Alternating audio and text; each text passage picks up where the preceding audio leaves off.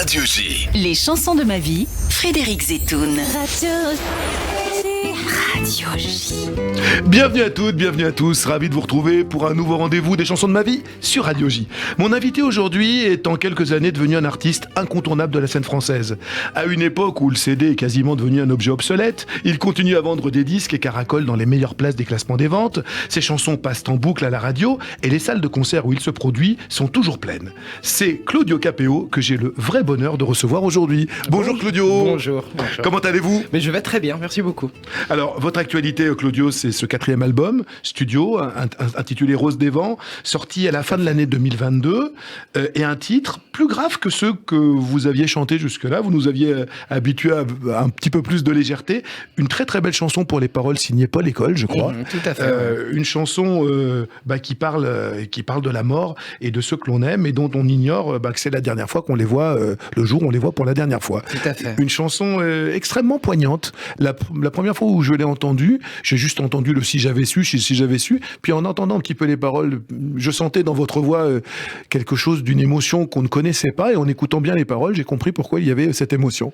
C'est vrai qu'il y a énormément de tristesse, et puis voilà, c'est la vie qui est comme ça et qui est faite ainsi, mais nous, ce qu'on veut surtout, c'est voilà, de pouvoir faire ouvrir les yeux, et puis de pouvoir faire comprendre aux gens qu'il est jamais trop tard, et puis qu'un je t'aime, ou je te trouve mignon, ou voilà, tous ces il faut le dire au bon moment, petits beaux compliments, il faut les dire aux gens qu'on aime. On l'écoute un petit peu, cette chanson, on l'entend au même moment où nous parlons simultanément, on entend cette chanson. Je vous propose de l'écouter un petit peu. Et qu'est-ce qui vous a donné envie de la chanter, cette chanson ?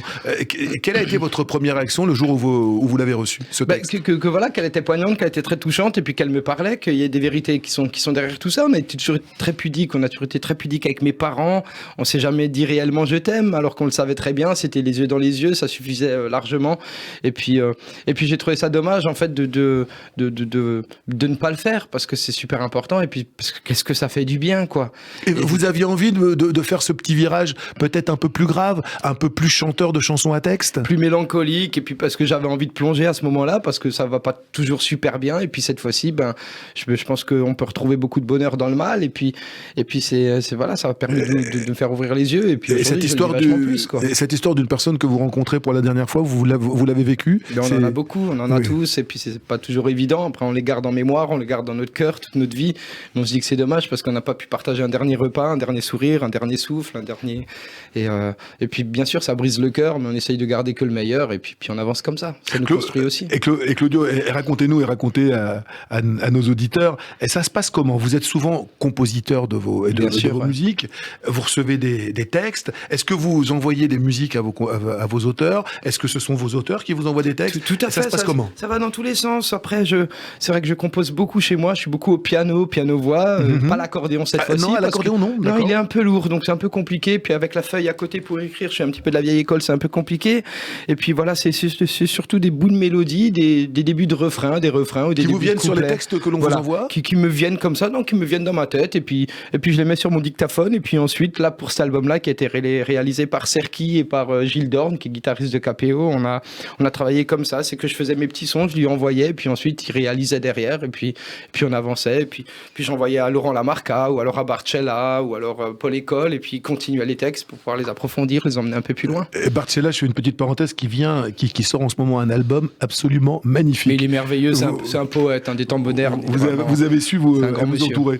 Et y a-t-il des styles de chansons, des thèmes de chansons que vous vous êtes interdits à ce jour? Mais non, justement. Il y a des choses où vous dites ça, non, ça c'est pas non, plutôt je me suis autorisé l'amour, tout simplement, parce que j'en ai jamais vraiment parlé dans mes chansons, et je me suis dit, mais quel dommage, parce que c'est universel, parce que ça fait du bien, et je me sentais peut-être pas prêt à ce moment-là. On va pas parler d'amour, d'album de maturité ou quoi que ce soit, c'est juste que je savais pas comment la chanter, comment la décrire, comment la mettre en image et puis en musique, et puis finalement, sur cet album-là, c'est vrai qu'il y en a plutôt pas mal, donc après des interdictions, j'en ai pas trop, il faut simplement que ça me prenne au cœur. À un moment où, je le disais en préambule, où l'album se vend, les CD se vendent de moins en moins, vous devez être sacrément fier de voir que vous êtes un des derniers qui vendait des disques. On est très fiers, c'est une belle équipe. Vous n'êtes pas nombreux. On a travaillé tous ensemble, on n'est pas nombreux, et puis même si ça se vend bien, c'est pas non plus folichon, on est vraiment loin de ce qui pouvait se passer il y a 20-30 ans. Mais voilà, pour nous, le plus important, c'est de pouvoir la faire vivre, de pouvoir la distribuer, et puis ensuite de pouvoir de la jouer, quoi, tout simplement. aller sur scène, d'être sur scène, d'avoir le regard des gens, de pouvoir le redire avec le poids des mots et puis pouvoir partager tous ces textes qui sont fabuleux. Alors Claudio, je vous rappelle le principe de cette émission. Vous avez eu la gentillesse de me faire passer via votre attaché de presse l'excellent Bruno Philippard. D'excellent, mais le meilleur. 5 chansons qui ont compté dans votre vie. Et nous allons comme ça nous promener au gré de vos préférences musicales. La première chanson que vous avez choisie, c'est la chanson, je crois, avec laquelle des millions de Français ont fait votre connaissance un samedi soir à la télévision. Tout à fait. Nous sommes au printemps 2016. Claudio, vous avez 31 ans et vous participez aux auditions à l'aveugle d'un télécrochet, The Voice pour ne pas le citer, en chantant une chanson. Et cette chanson, c'est celle-là. On l'écoute. Michel Delpech chez Lorette, tous nos auditeurs l'auront reconnu. Racontez-moi la suite. Mais c'est une très belle histoire. Qu'est-ce qui se passe à ce moment-là ? C'est une très belle histoire de jeunesse. Déjà pour la chanson, c'est une histoire qui me touche énormément parce que voilà, ils allaient chez Lorette, nous on allait chez Le Vieux. On avait aussi notre petit bistrot où rien ne coûtait cher et puis on se retrouvait tous les samedis soirs. Le Vieux, c'était où ? C'était en Alsace ? C'était chez Le Vieux, c'était en Alsace, à Thann. D'accord. Voilà, c'était merveilleux. Et puis voilà, j'ai eu ce coup de cœur pour ce titre que je connaissais depuis bien longtemps. Et puis il y a eu ce rapprochement, il y a eu ces deux situations qui ont fait que l'image était belle, que ça racontait une belle histoire. Et puis effectivement, je me retrouve à Paris, moi qui suis alsacien, et puis je chante ce titre. Et qu'est-ce qui vous inscrit à The Voice ? C'est vous ? C'est un pote ? En fait, c'est moi qui le fais en passant un coup de fil. 3 années de suite, on me demande de le faire, puis je refuse. Et finalement, je me dis, allez, dernière chance, on va peut-être tenter quand même. Moi qui me vois pas du tout chanteur ou musicien ou quelqu'un qui pourrait être populaire avec une notoriété. Vous aviez déjà un groupe à l'époque ? J'avais déjà un groupe. On faisait on faisait beaucoup de concerts. On était dans les bars, on faisait des petits festivals. On faisait quand même des petits cachets. Donc on n'en vivait pas. On était technicien du spectacle à côté, intermittent. Mais voilà, le plus important pour nous, c'était déjà d'être ensemble. Et puis finalement, je m'inscris et puis Florent Pagny se retourne et puis l'aventure commence à ce moment-là, quoi. Je me dis que c'est quand même complètement incroyable. À la fois je suis très heureux et à la fois j'ai un peu de peine, je suis un peu triste parce que j'ai pas envie de me battre en tant que candidat, que numéro dans la musique, les battles, quoi. les machins, c'est pas trop votre truc. Ouais, c'était un peu compliqué pour moi, mais alors que tout le monde était bienveillant et puis on avait passé du bon temps. Et alors justement, vous avez donc l'accordéon dont vous jouez depuis l'âge de 6 ans. Après, vous avez eu une période métal. Exactement. Et pourquoi Delpech ? Bon, ok, d'abord parce que vous aviez Le Vieux et chez Lorette. Tout simplement, je pense que j'ai utilisé le métal pour cacher un petit peu mon côté chanson populaire que je préfère, que j'adore, puis ces chansons italiennes. Mais quand t'as 14 ans et puis tu traînes avec des rockers, c'est un peu compliqué de dire que tu préfères Lucio Battisti à Slipknot ou à Gojira, quoi. Dont nous allons parler tout à l'heure. Alors après, la suite, The Voice, vous éliminez au stade des battles un certain Laurent Pierre, je crois. Ouais, tout à fait. Et puis il y a un certain Sébastien Saucé, le grand public ne connaît pas, qui est patron d'une maison de disques, qui est patron d'un label, qui vous appelle. Donc en fait, vous ne gagnez pas The Voice. Je gagne pas, je rentre le lendemain et puis dans la voiture, en rentrant de la gare à chez moi, je suis à Cernay, j'ai ce coup de fil et puis ce monsieur me dit oui, bonjour, Sébastien Saucé, producteur de Zaz. Je vous ai découvert sur une petite vidéo où j'étais dans un champ, le bal des petits bonhommes verts, c'était à Célestat, et puis il me dit j'ai beaucoup aimé, j'ai une chanson pour vous, j'aimerais qu'on se voit et qu'on puisse la faire ensemble. Je pensais sur le coup, je me suis dit c'est sûrement un canular, c'est un petit peu étrange, ça va beaucoup trop vite, moi qui attends tout ça depuis très longtemps, depuis bien longtemps, et puis je me dis que voilà.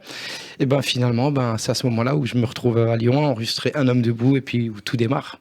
Un homme debout, on va l'écouter tout de suite et puis on reviendra à chez Lorette après. Un homme debout, la chanson qui vous a fait, alors vraiment vous avec votre chanson, avec votre propre matériel explosé, c'était cette chanson-là et c'était l'été 2017, je crois. Ouais, c'est ça. On l'écoute. C'est étrange parce que entre Chez Lorette de Michel Delpech et un homme debout, en fait, c'est la même facture, c'est de la vraie chanson populaire française telle qu'on l'a toujours faite. C'est le poids des mots, c'est ces histoires qui sont très importantes, on parle d'humain, on parle de vérité, et puis pour moi c'est ce qui me porte, c'est ce qui porte les KPO, c'est de pouvoir être dur. Les KPO, je précise, c'est votre groupe. Oui, c'est tous les copains, ouais, de pouvoir être parfois dur dans les mots, dur dans ce qu'on peut imaginer, dans ce qu'on peut entendre, mais juste à la fois, parce que c'est des vérités qui doivent être dites et qui sont présentes malheureusement.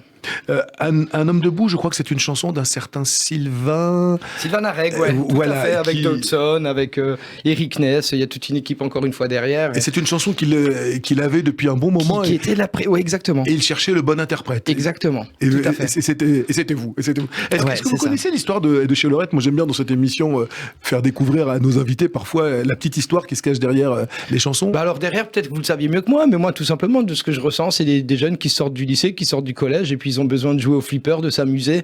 Et puis ils sont là, ils n'ont pas forcément beaucoup de monnaie, mais Laurette est toujours là pour les conseiller, pour les aider, pour leur donner le sourire. C'est exactement ça. Et ce qui est plus étonnant, c'est qu'en fait, Michel Delpech a rendez-vous ce jour-là avec un compositeur connu déjà, qui est Roland Vincent, et il doit se rendre chez lui en banlieue parisienne, dans le 92. Il prend le train et ils sont convenus de se rencontrer avec au moins que Delpech lui amène au moins un texte, quelques lignes, quoi. Ouais. Ils doivent faire une chanson ensemble. Et dans le train, il a rien du tout, il n'a rien préparé. Il a la feuille blanche et dans le train, il écrit le texte entier. Ça, Michel Delpech l'a rencontré. Chez Laurette est écrit entièrement en 20 minutes dans le train. D'accord. Il se souvient exactement ça, de ses souvenirs d'adolescents où ils allaient dans le café en face du lycée. Il dit tiens, allez hop, il écrit ça. Et l'adolescence n'est pas si loin. Il est encore tout jeune, Delpech. On est en 65. Roland Vincent met le texte sur le piano et il me dit ce jour-là, c'est pas moi qui ai composé. Mes doigts se sont mis sur le piano et la musique, il n'a rien retouché. Okay. Il a lu le truc, il a fait la musique en même temps qu'il lisait. Mais vraiment, comme on déchiffre une partition, la musique est venue sous ses doigts et chez Laurette est devenu le succès que l'on connaît. Et c'est ce succès qui a aidé à vous faire connaître. Elles sont merveilleuses ces histoires, à chaque fois c'est les plus belles. On écoutait quoi chez monsieur et madame Ruccolo ? On écoutait énormément de chansons italiennes, tout simplement. J'imagine. Voilà, c'était les vieux standards français aussi, comme du Piaf, on partait un petit peu dans tous les sens. Le folklore alsacien était très... Non, on l'écoutait pas, nous, avec nos origines italiennes et tout, on l'écoutait pas. Par contre, je le jouais à l'accordéon, vu que j'étais dans des écoles de musique, on faisait de la musette. 6 ans, puis ça rigolait pas, vous m'aviez raconté lors de... Ouais, c'était tout le temps. Que votre maman, elle rigolait pas. Non, elle rigolait pas, après elle était pas non plus très très méchante. Non, mais... C'était pas au bâton, mais... Il fallait bosser quand même. Oui, il fallait bosser, puis voilà, c'était tous les jours devant la cheminée, puis elle écoutait dans sa cuisine. Pourquoi l'accordéon ? Parce que ça m'intriguait, parce que je connaissais pas du tout l'instrument, j'avais envie de l'essayer, et puis pour l'essayer, il en fallait un, et puis du moment où il a été acheté, mes parents m'ont acheté un accordéon, vu que ça coûtait cher, et ça coûte très cher, j'ai été obligé, puis forcé à le faire, parce qu'il fallait. Et Claudio, à quel moment vous vous êtes dit, la menuiserie, c'est votre premier métier, hein, vous êtes menuisier. Tout à fait. La menuiserie, c'est bien joli, mais moi, mon métier, plus tard, ce sera musicien. J'ai toujours continué la menuiserie, je travaille encore la menuiserie, cette fois-ci chez moi à la maison. Pour moi, c'est côté bricoleur, c'est un loisir et puis voilà, quelque chose qui me plaît énormément. Je sais pas à quel moment je me suis dit je vais devenir musicien. Je pense que c'est du moment où il y a Un homme debout qui est sorti. Je me suis dit waouh, on peut vivre de la musique. Avant ça, c'était surtout un plaisir et puis quelque chose qui me faisait du bien, qui me permet de tout lâcher et puis de penser à autre chose, tout simplement. C'était un moyen de pouvoir partir tous les week-ends, de vous évader avec les amis, exactement, et de faire des concerts, de rencontrer des gens. Quand t'es menuisier, c'est plus compliqué. Quand t'es dans un atelier avec ton casque sur les oreilles, avec une toupie qui tourne. C'est un peu moins simple, je vous l'accorde. Voilà. Mais là, maintenant que votre métier, c'est la musique, que vous en vivez, cette pression-là, vous l'abordez comment ? Vous la conjuguez comment ? Très bien, très très bien, parce qu'aujourd'hui je suis bien dans mes baskets et puis voilà, j'aime la vie, j'aime les gens et puis j'ai dû me reconstruire un peu aussi parce que ça n'a pas été tous les jours facile et puis aujourd'hui je me sens heureux, je me sens comblé et puis je vais de l'avant et puis la vie est belle, il faut en profiter, on a de la chance. Alors je voudrais qu'on revienne sur votre pseudonyme KPO parce que vous apparteniez à un groupe où tout le monde portait un chapeau, c'est ça ? Tout à fait, ouais, mais ça a toujours été Claudio KPO. Ça a été Claudio parce que le batteur Xavier Dzem voulait absolument que ce soit mon prénom dans le groupe parce que c'est moi qui composais tout à l'époque. On avait déjà sorti d'autres albums qui n'avaient pas trop marché, mais à notre niveau quand même. Et puis KPO parce que oui, exactement, chapeau sur scène, des chapeaux qu'on avait peints en orange avec une peinture glycéro super toxique, avec une petite étoile à la Manu Chao parce qu'on était fan de tout ça. C'était notre truc à l'époque. Et puis c'est resté tout simplement. C'est il cappello en italien. Bien sûr, il cappello, c'est le chapeau. Et puis on a enlevé les deux L pour que ce soit plus simple pour les gens. KPO, c'est plus facile. C'est plus simple. Alors moi, j'ai un excellent souvenir. Cela ne nous rajeunit pas, ni l'un ni l'autre. Ça, on n'a pas changé. C'était il n'y a pas si longtemps que ça. Mais vous êtes toujours très beau. En 2017, je crois qu'avec Télématin, on a été exactement une première télé. Et on vous avait vu avec les chapeaux. À la fin, vous aviez donc ces chapeaux sur scène. Ouais. C'était, je crois, en banlieue parisienne, du côté dans le 95, dans c'est ça, c'était dans le Val d'Oise, je crois. C'était l'un des premiers. Et l'excellent Bruno Philippard m'avait dit... il était là. Il était là, il me dit... Mais regardez, il est toujours là. Il faut absolument que tu viennes voir. Regarde, il s'appelle... Bon, effectivement, on avait pris, je dois le dire, une grande claque. On avait vraiment été bluffés. Vous aviez déjà, c'était votre premier concert, le premier concert de votre tournée. Ouais, tout vous à fait. aviez un métier sur scène. Vous avez toujours eu ça en vous? On a toujours travaillé la musique, on a toujours travaillé l'amour des gens, on a toujours travaillé ce qu'on voulait faire passer comme message. C'était le plus important pour nous. C'était pas forcément d'être des virtuoses d'instruments, de quoi que ce soit. Le plus important, c'était de pouvoir donner le sourire, de pouvoir lâcher prise pendant un moment et puis que les gens ressortent en oubliant un petit peu les moments difficiles de leur vie. J'entends bien, mais à quel moment vous avez vu que votre voix, que votre présence sur scène avait cette espèce de pouvoir de donner du bonheur aux autres? Alors la présence, sans me vanter, c'était juste le sourire donne un sourire, donc il suffit de l'avoir pour que tu puisses l'avoir, tout simplement. Non, après la voix, je pense que c'est les pros. C'est du moment où j'ai commencé à faire The Voice et tout, il y a Bruno Berberes qui est directeur des castings qui a commencé à me dire c'est quand même incroyable, t'as un petit grain, t'as un côté italien, un côté... Et c'est là peut-être que j'ai commencé à avoir un petit peu plus confiance en elle, en fait, tout simplement, surtout en ma voix que en moi, quoi. À ce moment-là, c'est plus en ma voix. Et puis voilà, c'est à ce moment-là aussi que j'ai commencé à la travailler aussi vachement plus, tous les jours, chaque jour, et puis encore aujourd'hui. Vous prenez des cours? Non, je prends pas de cours. J'ai essayé, mais ça m'a vite embêté quand même, parce que c'est pas trop mon truc. Je suis pas scolaire, et puis répéter 1000 fois les mêmes choses, ça me dérange un peu. Donc vous la travaillez comme on travaille un muscle, quoi. Ouais, exactement. C'est sous la douche, c'est tout le temps, je chante tout le temps, et puis rien que parler fait travailler la voix. Bien sûr. Et Claudio, on va continuer avec votre voix et notre petit bout de chemin ensemble avec le premier titre de Manu Chao, qui est un ancien de la Mano Negra, un titre sorti en 1998, Clandestino. Pourquoi cette chanson? Pourquoi cette histoire racontée à la première personne d'un émigrant clandestin sans papier, condamné à se cacher pour fuir l'autorité lorsqu'on est sans papier et qu'on est hors la loi? Les marginaux, les laissés pour compte, c'est un thème qui vous plaît? C'est un thème qui vous touche? Qui me plaît, mais qui me touche et puis qui m'agace aussi à la fois. C'est quelque chose peut-être que j'ai pu ressentir, mais à mon niveau, quand j'étais plus jeune, moi qui suis fils d'immigrés italiens, j'ai toujours ressenti un petit truc derrière, alors que pas forcément. C'est juste que quand t'as 14 ans, tu cherches peut-être un petit peu les embrouilles là où elles sont pas. Oui. Et voilà, c'est un côté qui m'attriste parce que je me mets à sa place et puis il est tout seul et puis il est sans papier, mais ça reste un homme et puis on a besoin d'être derrière et puis on a besoin de pouvoir se porter nous-mêmes tous ensemble parce que. Et ce côté. Voilà, c'est peut-être naïf, mais je préfère l'être de temps en temps, d'y croire, même si c'est difficile à réaliser et puis à pouvoir.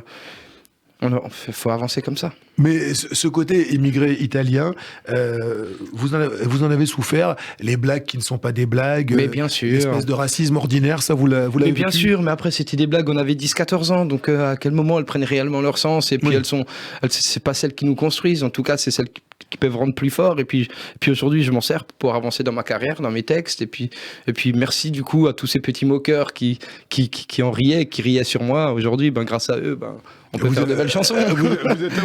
Donc quelque part, je les remercie, quoi. Et Manu Chao, l'artiste, qu'est-ce qui vous touche chez lui? Vous l'avez rencontré? Oui, c'est son côté quepon avec sa gouaille, avec sa grande gueule, et puis il chante l'humanité. Son côté quepon. Ouais, les punk un peu, tu vois.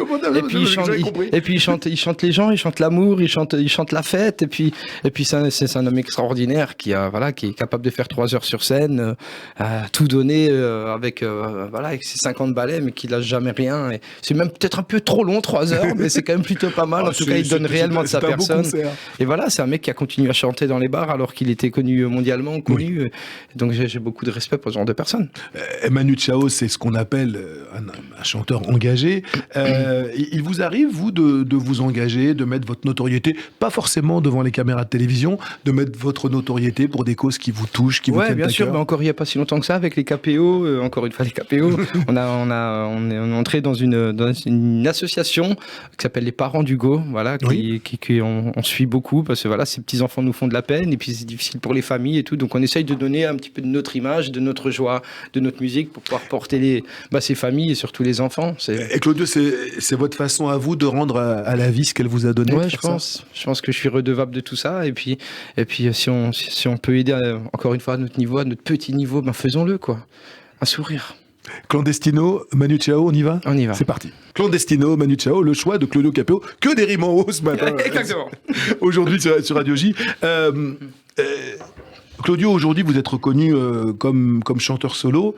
Est-ce que la notion de groupe à laquelle on vous sent terriblement attaché, est-ce que cette notion vous manque? Est-ce que vous pensez à un moment dans votre carrière et faire évoluer et revenir au groupe un petit peu faire ce qu'a fait Jean-Jacques Goldman à l'époque où le groupe lui manquait, où Taïfong lui manquait, en plein milieu, au zénith de sa gloire, il se remet à chanter à trois, quoi. Est-ce que c'est quelque chose qui vous plaît? En fait, ça, tout dépend dans la tête de quelle personne, mais Claudio Capéo a toujours été un groupe, ça fait 15 ans qu'il existe, c'est toujours les mêmes personnes qui sont dedans. C'est vrai que quand on parle Claudio Capéo, pour le grand public, c'est Claudio. C'est vous. Alors que quand on se retrouve dans les petites salles ou même dans les zéniths où il y a 5000 personnes, ces gens-là, habituellement, savent quand même que les Capéo, que Claudio Capéo, c'est un groupe, parce qu'on le ressent bien sur scène. En même temps, c'est quand même sur vous que ça repose. Bien sûr, et c'est peut-être plus simple aussi de porter un projet tout seul, voilà, que je puisse être la pièce qui va présenter, raconter tout ça et tout, et puis ensuite quand ils viennent nous voir et puis on se serre la main et on se fait des bisous, là, ils peuvent rencontrer toute ma famille. Alors, en tournée avec votre équipe Ouais. dans la gestion de votre métier, quel type on va pas dire de patron, quel type de leader êtes-vous?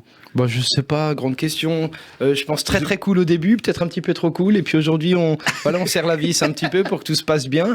Et puis je suis peut-être patron, mais il y a d'autres personnes qui gèrent plein de trucs derrière, donc on est tous ensemble à pouvoir essayer de faire gravir et surtout de perdurer c'est cette façon d'être que nous avons, et puis de partager toujours cet amour. Et puis le plus important, c'est de pas d'en baver, quoi, c'est de pouvoir faire de la musique en étant bien, en pouvant continuer le plus longtemps possible, parce que c'est compliqué, parce qu'il y a du monde derrière. Et parce que j'imagine que le succès monde... et la pression qu'elle impose a dû vous amener quand même à prendre vos responsabilités. Quand vous montez sur scène, c'est vous qu'on bien vient voir. bien sûr, mais ça a été toujours, je vais pas dire simple, mais ça a toujours été avec bienveillance pour chacun, et tout le monde l'a fait l'un pour l'autre.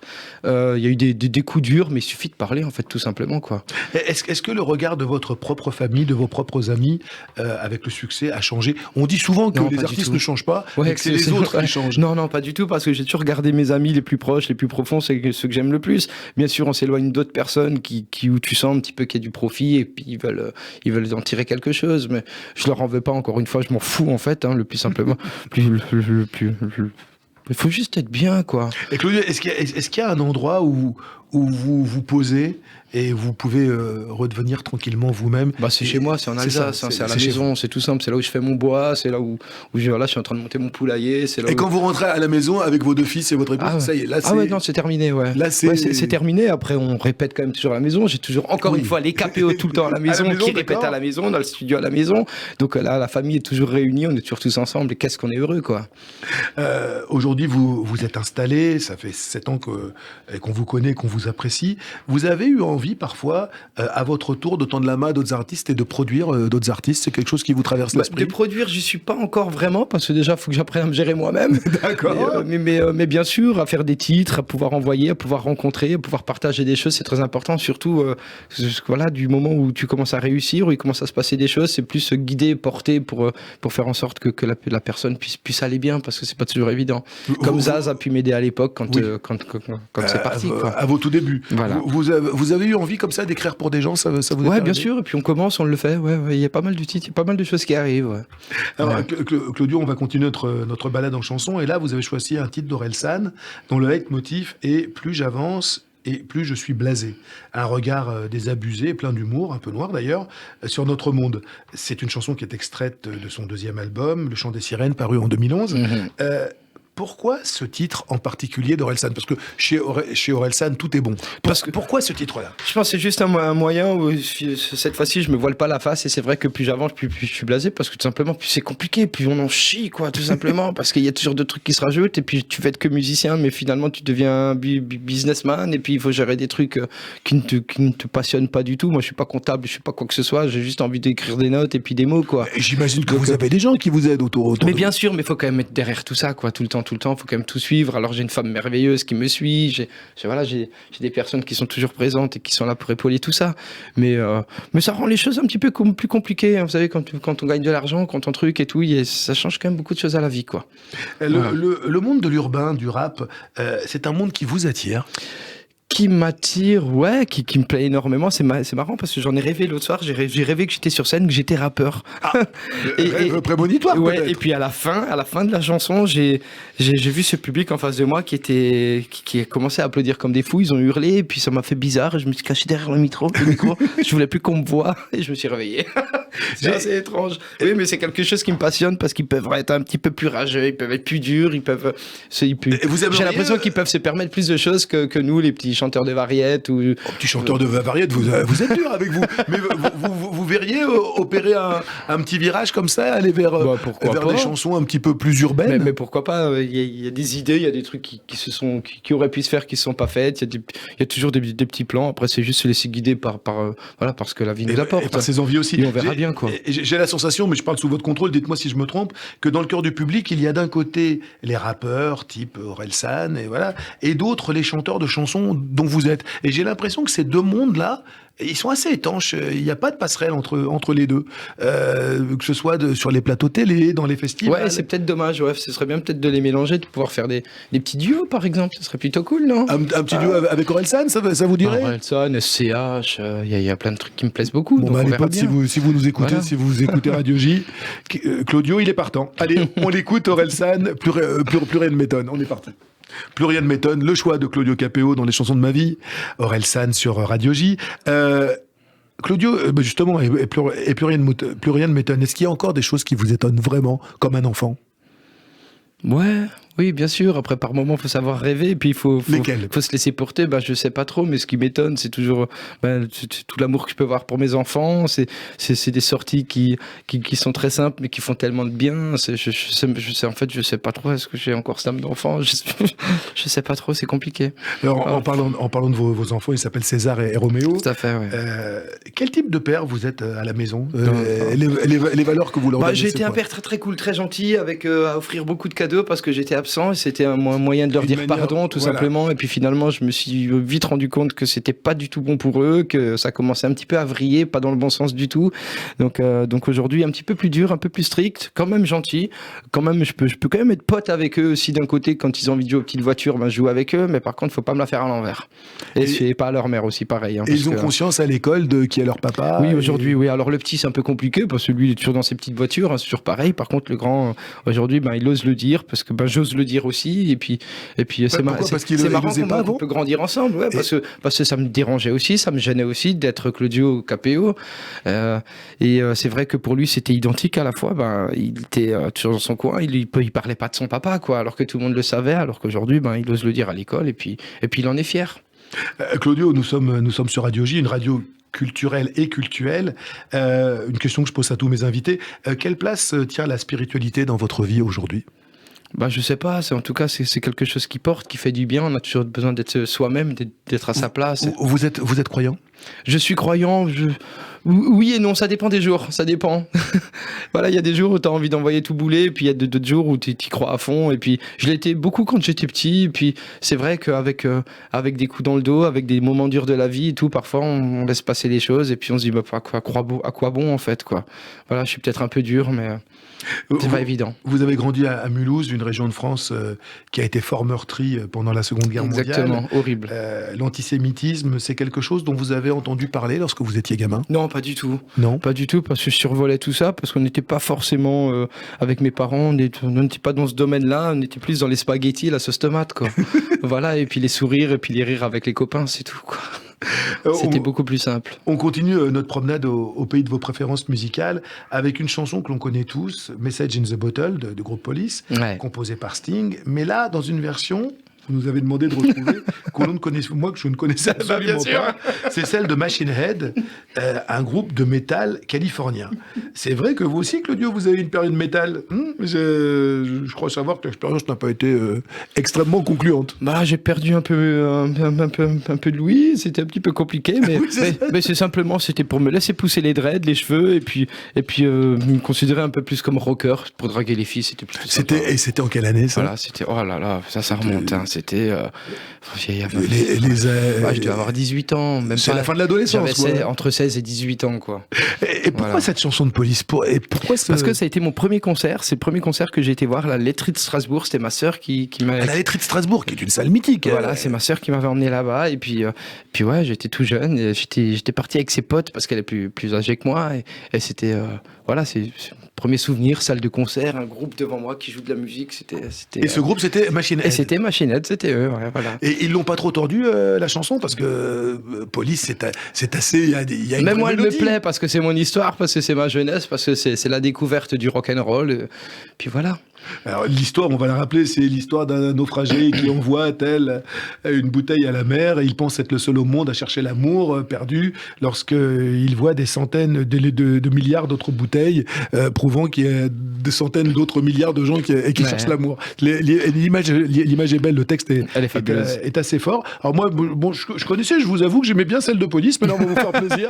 On va donc écouter, allez-y, vous poussez un peu les murs chez vous. Machine Head, c'est Claudio Capéo qui le veut. On y va. Alors cette version, je la connaissais pas. Là, on est totalement réveillés. On était déjà. Mais alors là, maintenant, mais ça fait du bien de temps en temps. Là, on n'a plus besoin de café. Faut ouvrir un peu. Faut essayer de passer à autre chose. Vous réveillez avec ça le matin? Ouais, ça m'arrive. Ouais, bien sûr. Ouais. Avec ça, mais après, je vois aucune violence là derrière. C'est juste une façon de chanter. Comment quand vous lui mettez ça elle aime bien réveil aussi. Et puis mon enfant aussi aime bien. Mais comme on peut écouter aussi de la musique classique, comme on écoute de la chanson française, comme on écoute du hip-hop. Moi, la musique classique au réveil, j'ai rien contre. Là, franchement, c'est réveil musclé, quoi. Là, pourquoi pas. Claudio, outre la musique, je crois savoir que vous avez une autre passion dans la vie, c'est la course automobile. Ouais, course automobile. Alors j'en ai fait pas mal ces derniers. Enfin, fut un temps. C'est vrai que en ce moment c'est un peu plus compliqué. Il y a la tournée qui va repartir, donc il faut travailler pas mal. On a pas mal de boulot, donc on verra. Effectivement, c'est beaucoup de trophées Andros avec Max Mamers, avec Franck Lagorce. On passe du bon temps. C'est sur la glace, des courses sur glace, donc c'est plutôt cool. Après, on verra plus tard. Pour l'instant, je replonge complètement à 100% dans la musique. Qu'est-ce que la course automobile, quelle adrénaline ça vous apporte, cette course automobile, que la scène ne vous apporte pas? C'est cette façon de s'évader, c'est cette façon d'être tout seul dans la voiture. T'as pas besoin de sourire et de faire du bien. T'as juste besoin de taper dans les freins très fort et puis d'accélérer très fort et d'essayer d'être devant, parce que cette fois-ci c'est une compétition. Il y a une petite peur aussi, j'imagine. Ah, il y a une peur. Quand on est lâché à plusieurs centaines de kilomètres. Il y a cette angoisse de départ où ça passe au vert et puis il faut appuyer très fort et puis il faut freiner le dernier le plus tard possible pour être devant. C'est de pas casser la voiture quand on fait des endurances en équipe et puis il faut passer le volant et puis c'est quelque chose qui est complètement différent et ce truc extrême me plaît et c'est extrême parce que c'est dangereux, donc il faut faire gaffe. Et vous en avez besoin de ça? Ouais, j'en ai besoin et j'ai besoin de fermer les yeux et d'aller à fond, quoi. Voilà, et puis je pense à rien, et puis qui verra, quoi. Claudio, on l'aura compris, vos origines italiennes sont très importantes pour vous. Bien sûr. Vous retournez souvent en Italie? Je retourne souvent en Italie. On a même tourné un clip chez ma famille. D'ailleurs, la semaine prochaine, ils viennent tous à la maison. Et puis, dans 3 semaines, là, je repars en Sicile. Ça fait très longtemps que j'ai pas été en Sicile. Pour tourner un clip aussi? Ma maman est sicilienne, non, pour aller voir la famille que j'ai plus vue depuis 15 ans quasiment. Voilà. 15 ans, vous les avez pas vus? Depuis 15 ans, depuis le début KPO, je suis plus retourné. Il y avait eu des histoires de famille comme dans toutes les familles. Oui. Et cette fois-ci, je me suis dit, je vais y aller parce que en Sicile, ça doit être. Ils viendront pas, donc je vais y aller moi-même. Et en Sicile, ça doit être sympa, dur un peu. Et puis on emmène toute la famille, et puis j'emmène mes parents, puis voilà, mon père c'était un peu son rêve, qui a 83 ans aujourd'hui. 83 printemps. Ouais, et qui me disait j'aimerais y retourner une dernière fois, donc on leur offre un voyage, on part tous ensemble avec les petits-enfants, les enfants. Et vos fils, vous leur parlez souvent de leurs origines italiennes? Ouais, bien sûr. De l'histoire de ce papa qui est parti de rien et qui a fait fleurir comme quand même quelque chose d'extrêmement joli. Vous les entretenez là-dedans, vous leur racontez ça comme on partage beaucoup. Comme on raconte un roman, quoi. On partage beaucoup. Après, même moi, je connais pas tous de mes parents parce qu'il y a toujours ce côté pudique derrière. Donc, mais c'est très important de pouvoir faire perdurer ces histoires et de perdurer toutes nos origines et puis ce que l'on est, tout simplement. Est-ce que l'on est, cette espèce de patrimoine que l'on porte en soi, c'est votre richesse à vous? C'est ma richesse, c'est ma force, c'est ce qui me porte aujourd'hui, c'est ce qui me fait du bien, c'est ce qui m'a nourri et c'est ce qui me permet de pouvoir être heureux aujourd'hui, parce que l'oublier, c'était quelque part un moyen de pouvoir se resserrer dans quelque chose qui est réel, en fait, parce que les vérités, elles, c'est juste à côté, mais je voulais pas les voir. Une fois qu'elles sont présentes, tu vas vachement mieux, quoi. Claudio, je vous connais pas très très bien, on a eu le plaisir de se croiser sur quelques plateaux de télévision à différentes périodes. J'ai la sensation que vous n'avez pas changé du tout, que vous êtes exactement le même qu'il y a 10 ans. C'est quoi votre petit secret, justement, là où beaucoup de gens qui vendent 2 disques et demi pètent un boulon et deviennent odieux? C'est quoi votre secret? C'est quoi votre petit plus pour rester l'homme que vous êtes? C'est mes amis.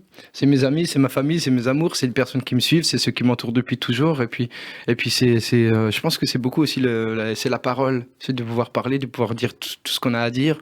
C'est parfois passer des nuits blanches à discuter de tout et de rien, mais se dire les choses, et puis jusqu'à en pleurer parfois, jusqu'à être pas content par moment, mais c'est juste pas se voiler la face, quoi. Il y a des gens qui aujourd'hui ont encore le pouvoir de vous dire, parce que bon, quand on devient quelqu'un et qu'on compte pour une maison de disques, les gens ont pas toujours envie de prendre de front un artiste qui marche bien. Il y a des gens qui vous disent aujourd'hui, qui ont le pouvoir, qui ont la franchise de vous dire, non, là cette chanson elle est pas bonne, ouais, là ton concert ça n'allait pas. Et ouais, bien sûr. Mais quand on me le dit, c'est con, mais vu que ça fait des années qu'on travaille tous ensemble, je le sais aussi. Donc c'est ça, donc on a vraiment besoin de vous le dire. On est sur la même longueur d'onde. C'est pas me vanter du tout. Hein, c'est juste qu'on sait très bien ce qui peut m'aller, ce qui me va pas. Vu qu'on se connaît par cœur tous ensemble maintenant, pour nous c'est des réalités. Donc on y va ou on n'y va pas, quoi. Et par contre, si par moment j'ai envie d'y aller, ou il a envie d'y aller, vous y allez quand même. On se laisse des petits bonus. Je lui laisse la chance et il me laisse la chance. Voilà, c'est donnant. Claudio, on revient à l'Italie. En 2020, vous avez sorti E Penso a te, un album entièrement dédié à la chanson italienne. Il y a, en tant qu'interprète, des émotions différentes lorsqu'on chante en italien. Ouais, il y a un grain différent, il y a une façon de penser, il y a ce chant lexical, il y a tout ce qui peut se passer derrière, et puis surtout, il y a tout qui revient dans ma tête, et puis toutes ces images et ces odeurs de moi petit, quand je suis à Vola, dans les rues siciliennes, en train de regarder mon grand-père qui est en train de défaire le fil de pêche, et moi je joue avec mes petits crabes que j'ai récupérés le matin. Et tout ça est dans votre voix à ce moment-là? Et tout ça est dans ma voix, et je ressens tout, et puis là, je passe un moment super agréable. On était à Florence pour enregistrer l'album, et ça a fait partie des semaines les plus belles de ma vie, quoi. Je vous propose qu'on écoute déjà cette chanson dans votre version. On en écoutera une autre version sûr, après, avec plaisir. mais la vôtre déjà, donc celle parue en 2020. Claudio, expliquez-moi pourquoi, dès qu'on entend une chanson en italien, il fait beau. On est en été. Il fait beau, on est amoureux, on a envie de se retrouver dans une petite terrasse. C'est dingue le pouvoir de cette langue. Ouais, c'est toujours comme ça. Mais ils sont très très forts. Et c'est vrai que de manière générale, quand même, on parle toujours énormément d'amour. Les Italiens sont très friands de tout ça, et c'est pas ringard pour eux. C'est vrai que chez nous, en France, dès qu'on parle d'amour, on peut passer pour naïf ou pour un peu à côté fleur de la bleue, plaque. oui. Ouais, fleur bleue. Alors que l'amour, en fait, c'est le centre du monde, quoi. C'est ce qui porte tout le monde. Et eux, ils le font réellement, et puis ils le font à la perfection. Il faut leur laisser, parce que c'est. Et vous le faites très bien aussi, hein. Oui, après, je me sens un peu entre les deux, donc ça va. Justement, mais ça me plaît beaucoup, ouais. Vous avez choisi dans les chansons de votre vie d'écouter la version originale de cette chanson, celle de Lucio Battisti, une chanson enregistrée en 1972. Ouais. Donc il y a quand même, vous l'avez faite vous en 2020, donc c'était quelques 50 ans, presque 50 ans avant, 13 ans donc avant votre naissance en 72. Vous aviez moins 13 ans, donc quand il chantait ça. Et cette chanson, donc elle est composée, je le disais, par Lucio Battisti, et le texte par un immense parolier italien qui a travaillé pour Celentano, pour Battisti, et qui a travaillé pour Richard Cocciante à l'époque où il chantait en italien. C'est Mogol. Ouais, tout à fait. E Penso a te, c'est l'histoire d'une obsession amoureuse, quoi. Le mec, il est fou. Ouais, tout à fait. Il y croit à fond, mais elle veut plus de lui, malheureusement. Elle y arrive plus, elle l'aime plus. Lui, il se lève, il la voit, il respire, il la voit. Tout le temps. À chaque moment de sa vie, il pense à elle, il la voit, elle est là, mais c'est terminé. Il vous est arrivé, vous, de vivre, je sais que vous êtes très pudique sur votre vie amoureuse, mais il vous est arrivé de vous retrouver dans cet état de dépendance amoureuse totale. Ouais, tout à fait. Quand j'étais plus jeune, j'étais complètement accro, puis après je suis vite amoureux de tout en 3 secondes. Hein, encore maintenant? Ouais, encore maintenant, mais après plus de femmes parce que j'aime la mienne aujourd'hui, mais j'aime la vie, donc j'aime tout ce qui l'entoure. Mais c'est vrai que quand j'étais plus jeune, à mes 14 ans, j'étais fou amoureux d'une fille, et puis ça m'a jamais marché, et puis au bout d'un moment, je m'en suis fait une raison, et puis aujourd'hui, je me dis, tant mieux, parce que je suis vachement mieux avec celle que j'ai à présent, quoi. Mais j'ai l'impression que le chapeau, c'est pour vous cacher, que la période métallique, c'est pour vous cacher. Mais en fait, vous êtes un immense sensible, en fait. On est tous des gros perturbés de la vie. Là, je fais le malin face à vous. Mais après, et des grands amours. Dès que je vais sortir, je vais pleurer. mais non. Bon, alors, si on pleure, on va pleurer ensemble. Moi, j'ai une bonne assiette de pâtes et ça ira mieux. Hein. Alors, avant de pleurer, Lucio Battisti, on l'écoute. Lucio Battisti et Penso Ate. Ouais. Moi, franchement, cette version, elle est magnifique, mais la vôtre, sans aucune flagornerie, la vôtre, elle est pas mal non plus. Moi, j'ai beaucoup apprécié votre album. Écoutez, c'est très gentil. En tout cas, on y a mis tout notre cœur. Et puis voilà, accompagné avec Davide Esposito, avec Gilles Dorn, avec Régis Ceccarelli. C'est des personnes... Que des mauvais, que des mauvais, que des têtes de l'art. C'est compliqué avec eux. Ceccarelli, mais qu'est-ce qu'on des les plus aime, grands musiciens qu'on est en France quand même. Vous imaginez que ça fait déjà 1 heure qu'on se parle? Non, ça passe assez bien, c'est plutôt pas mal. Ça passe vite. Hein, voilà, c'est une petite séance de psy en même temps. Vous me direz combien je vous dois. En tout cas, écoutez, moi, je me sens plutôt pas mal. Je prends la carte bleue. C'est bon, bon, parfait. Claudio, non, on rappelle votre nouvel album, Rose des Vents, un album qui vraiment cartonne et qui mérite de cartonner parce qu'il y a vraiment de vraies belles chansons dans cet album. La tournée, une tournée qui reprend à partir du mois de mai. Ouais. Donc là, ça va être cet été, ça va être un petit peu intense, non? Ouais, ça va être très intense. On est très content de pouvoir repartir. On est en train de travailler plusieurs shows différents, vu qu'il y aura les festivals, il y aura les Zénith, il y aura les petites salles. On va partir en tournée jusqu'à fin 2024. Donc on a une centaine de dates qui vont arriver. Donc une scène à géométrie variable. Ouais, on va partir un peu dans tous les sens. On a envie de pouvoir s'amuser, on a envie de pouvoir retrouver notre public et puis essayer de conquérir aussi un nouveau public, de pouvoir surtout faire de la scène, d'être entre nous de nouveau, de partager tout ça. Ça nous a beaucoup manqué depuis et les gens qui viennent vous voir aujourd'hui, vous les connaissez? Enfin, c'est quoi le profil type du public de profil type, c'est compliqué. C'est des familles entières? Oui, c'est des familles. J'ai l'impression que vous êtes très fédérateur. Il y a souvent des familles entières et puis ça fait vraiment chaud au cœur. Ils viennent tous ensemble et puis on les voit grandir et puis ça, je trouve ça tellement mignon, quoi. Donc c'est vrai que il y a énormément d'amour, de partage et puis c'est très famille, moyenne d'âge de 40 ans, je pense, dans la salle. Et puis par contre, bien sûr, il y a des enfants, il y a des personnes âgées. C'est toujours très chou, quoi. Et qu'est-ce que vous avez envie à la fin d'un concert que les gens puissent emporter de vous? Qu'est-ce que vous avez envie qu'ils gardent de vous? Vous savez, un lâcher prise et puis que la vie est belle et qu'ensemble on sera plus fort et puis aimons-nous, quoi, tout simplement. On a le droit. Un message d'amour universel. On a le droit de perdre la tête un peu, on a le droit de se faire du bien, quoi. Il y a aucun souci, faut être heureux, quoi.